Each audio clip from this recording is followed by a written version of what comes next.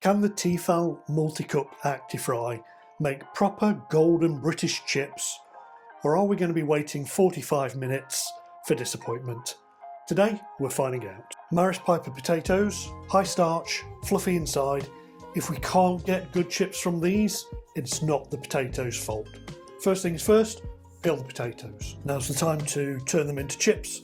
I'm going to aim for approximately 1 centimetre evenly cut chips.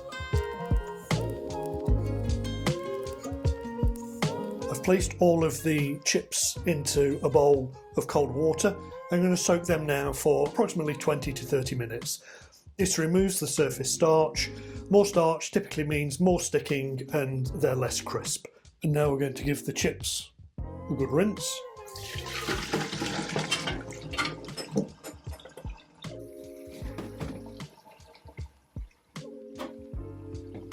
Now this part decides whether we get good colour on the chips or whether we end up with a bit of a soggy, sad mess.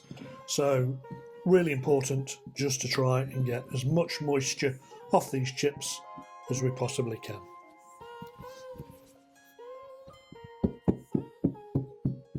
Okay, that should do it. Let's just have a quick look. Yep, I think we're there. So we'll get these transferred into the ActiFry. Now it's the paddle in the bottom of this machine that really sets it apart from all the other air fryers. And we get very different results from the ActiFry than we do a normal air fryer. Hopefully we'll see that a little later. Okay, so in with the chips.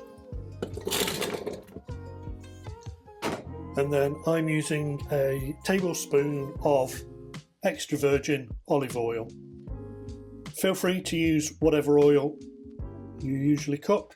I've tried this many times in many different air fryers and love the taste of the olive oil.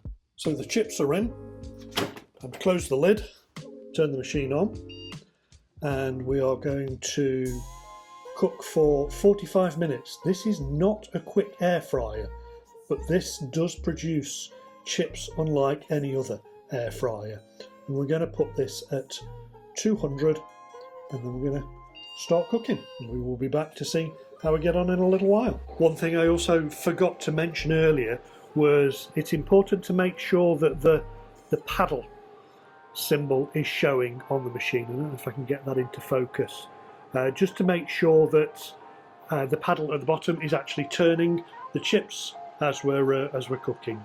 We are now 30 minutes into the cook, so time for a cheeky peek, see how things are getting on.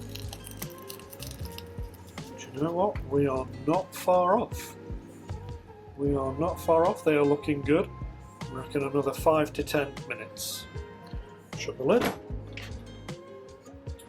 Keep cooking. Okay, so we've had about another 4 or 5 minutes, so let's just have a quick look. Oh yeah, very happy with them. Time for a taste test, I think. Okay, these are lovely looking chips. Just have a quick look. Soft and fluffy on the inside, crispy on the out. Let's just give it a quick taste.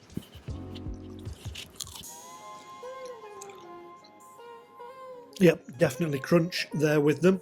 These are absolutely delicious. So are these chip shop chips? No, they're not, but they are properly golden, fluffy, and made with a spoon of olive oil. That's all it's taken. It does take some time, but the results are beautiful. So if you want any more honest gadget tests like this, please subscribe to Grumpy Dog Kitchen. You'll get clean, direct, no waffle reviews. Thanks for watching.